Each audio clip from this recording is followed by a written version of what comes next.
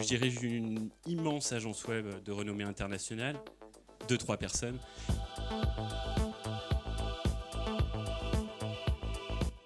Hormis diriger Naturalnet, mon titre particulier, plutôt mon métier, c'est développeur front-end. J'ai eu 3 appellations différentes.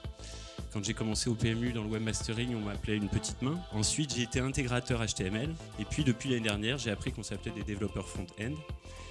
On y reviendra à la fin, mais tout ça montre aussi que le secteur bouge et qu'en termes de métiers, bien évidemment, des écoles comme SRC ne sont pas à l'abri de générer des nouveaux métiers année après année. HTML5, c'est un nouveau standard pour coder les pages web de manière très simple. C'est une meilleure sémantisation du code HTML. Donc globalement, le code HTML qui nous permet de restituer les pages, on va essayer de lui apporter plus de sens pour que éventuellement les humains, mais surtout les machines, puissent mieux le comprendre et l'interpréter.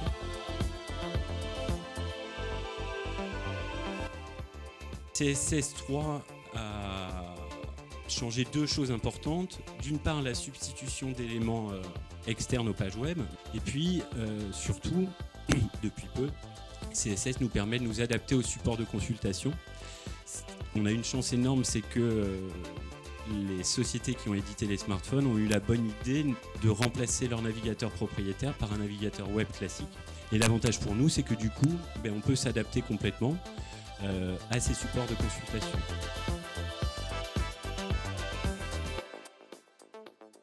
On arrive à quelque chose de très intéressant pour nous, qui est qu'on a un seul contenu unique et on a une mise en forme possible. Ces nouvelles technologies, à mon avis, c'est que mon avis, permettent d'envisager un web un petit peu plus qualitatif, répondant un peu mieux à nos attentes. En ce qui me concerne, donc je vais aborder toute la problématique SEO et référencement en relation avec le HTML5.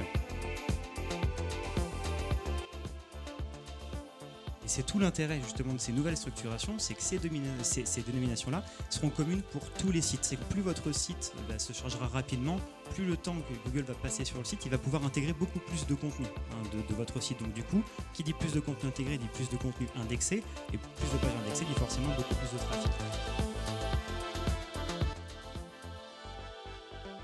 Tous ces standards-là, même s'ils ne sont pas tous complètement matures, et en prenant certaines précautions, ils peuvent être adoptés très rapidement. Ça sera prêt effectivement réellement d'ici en 2014.